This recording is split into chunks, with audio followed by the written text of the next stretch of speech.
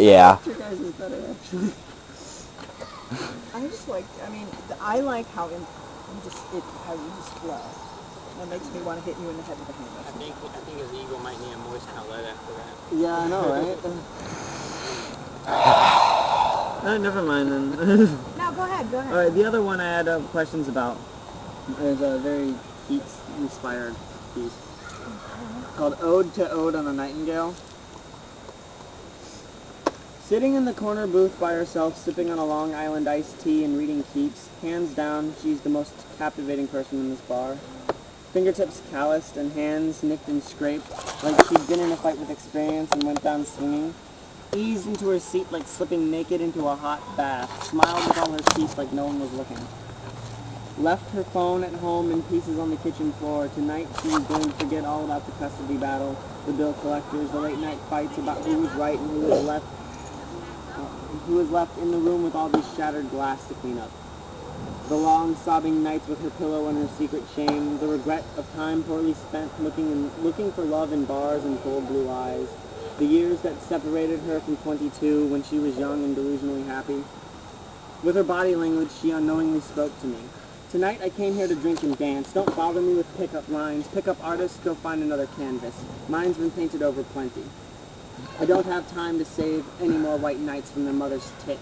That fairy tale story always ends in Shakespearean tragedy. Plus, the damn horse leaves scuff marks on the dance floor. I take one last sip and slip the bartender an extra 20.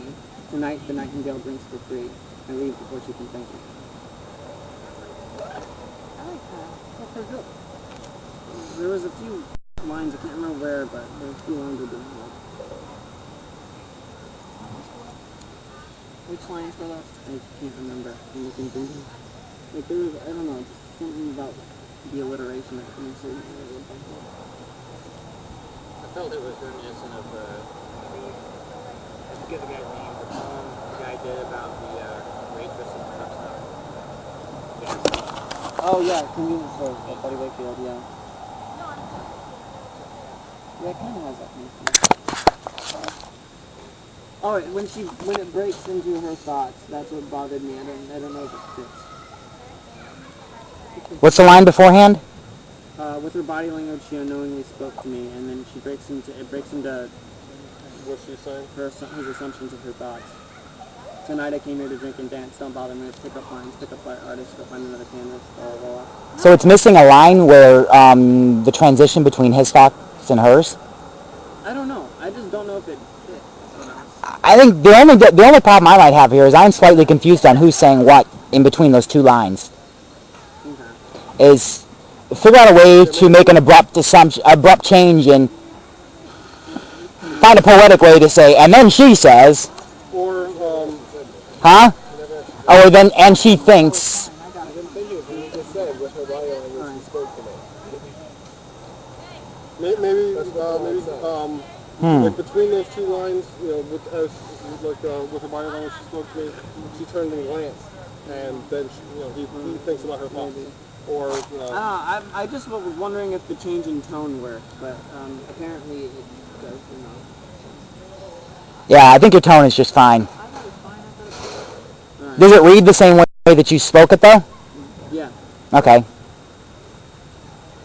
Right. Yeah, that's one thing I got into with, I think Alina a little bit, is that you can perform a piece a certain way, but then when you put it down on paper, does it read the same way that you spoke it? Mm-hmm. You can change your punctuation, your grammar, to read as you would perform it.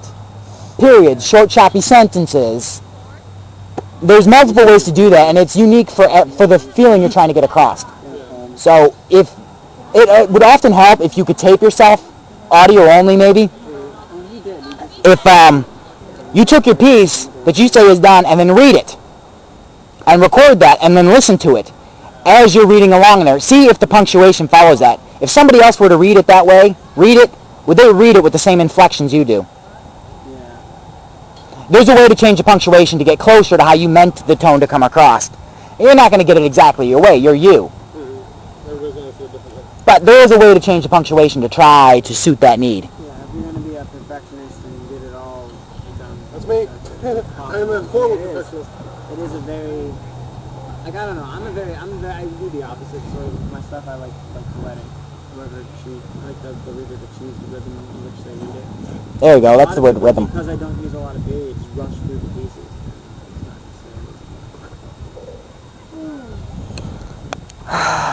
Okay.